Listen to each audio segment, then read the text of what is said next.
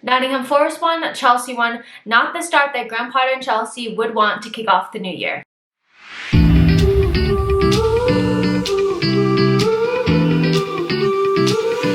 Hey guys, welcome back to the channel. Welcome back to another video. Unfortunately, the first day of the new year didn't go so well for Chelsea or Chelsea fans since Chelsea drew 1-1 against Nottingham Forest. I have a new and improved channel style for you guys that I was working on during the World Cup. So in this match review, we're going to be going through the starting 11, my thoughts on it, goal analysis, as well as 3 key takeaways, and then I'll just do a little wrap up and summary. So without further ado, let's jump right into it. Looking at the starting 11, there was only one change from the team that played Bournemouth, with captain Cesar Azpilicueta coming in for the injured Reece James. Reece injured his knee, or it was a flare-up of that same injury that kept him sidelined for the past month and a half or so. That made him miss the World Cup as well. It's a bit worrying to me that we're seeing flare-ups of the same injury happen to Wesley Fofana, and I really just think that this needs to be monitored. It's believed that Reece is going to be out for about 4 to 6 weeks. I don't have any further updates on that.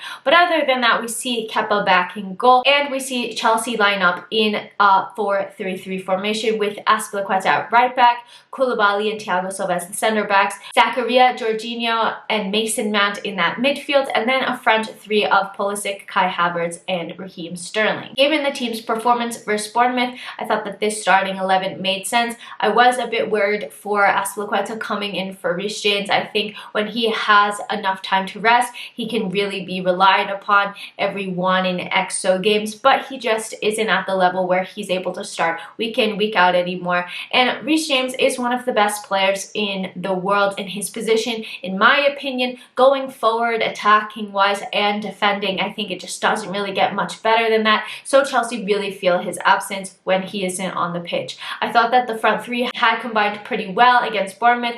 Christian Pulisic has been in good form since his stint in the World Cup.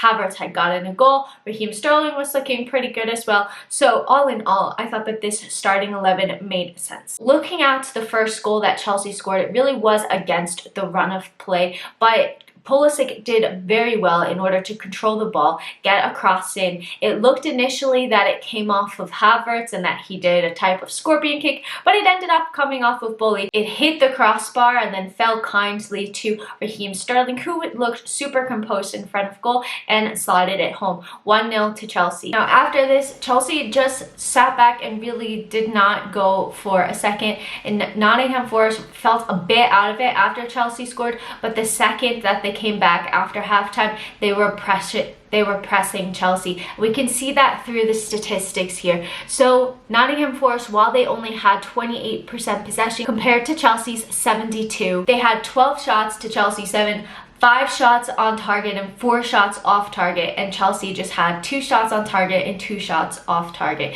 It really was such a poor display from Chelsea. For Nottingham Forest's goal, they took a corner, Havertz didn't clear the ball well, and then Forest were just fighting. They were more physical, they wanted it more, and they were fighting for those second balls, and that made all of the difference in this goal, where we don't win the second ball. Falls to Serge Aurier. Azpilicueta does not shut him down. He gets the shot off, goal 1-1. After they scored, I really couldn't complain because they more than deserved it. I actually thought that they were the better team in this match, unfortunately, and Chelsea just looked like they didn't have answers. They weren't going for it, and again, I do question why the team isn't fighting when they are tied. They're sitting in 8th place in the Premier League. I want to see more fighting spirit from the side. So that brings me to my 3 key takeaways for this match. The first key takeaway is that Reece James is integral to this side. We look like day and night when Reece James is and is not on the pitch, and it's a bit scary to have so much over-reliance on one person. I don't know why. We look more fragile, more scared when Reece James isn't on the pitch, but he makes such a difference, and we really need to address that right back situation in January. For me, that's probably the top priority, because Reece James has missed a third of his senior career games through injury. I am hoping that he is not becoming injury prone.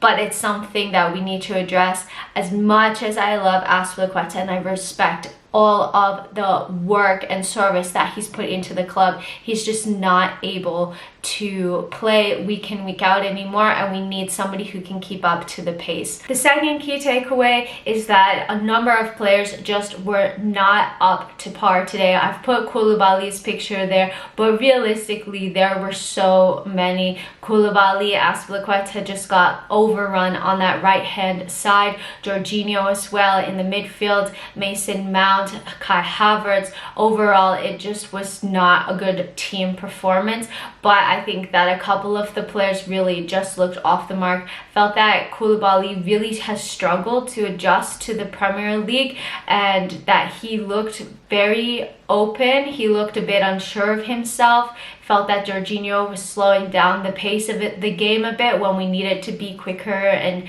make quick decisions and passes. Azpilicueta, as I mentioned, was getting overrun on that right hand side. And really, I think the two standout performers in this team were Thiago Silva and Kepa. I think that those were the two that really, you could say, put 100% effort in. But for the rest, I just feel that there is so much improvement needed. And that brings me to my third point. Graham Potter has a lot of big decisions to make in the upcoming days.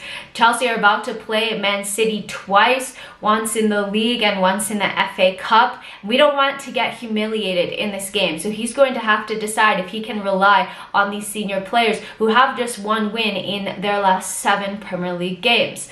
I personally think that it could be interesting. Maybe you don't throw them in for Man City, but I'm just throwing it out there to play the likes of a Lewis Hall or Murray Hutchison. They are so talented, and the thing with these academy players is that they're going to be giving 110%, and they are capable and they are good enough. So maybe while they make mistakes, those mistakes are going to be very useful for them, but they're also going to put it out all on their line. They're not going to be scared. And maybe that's some refreshing idea that Chelsea need at this point. Maybe they just need something new. But just to sum up, Chelsea really looked just lethargic in this game. They didn't look like fighting, and I think that perhaps they need a spark of something new. I think that the transfer window in January is going to be massive, because right now we're sitting in 8th.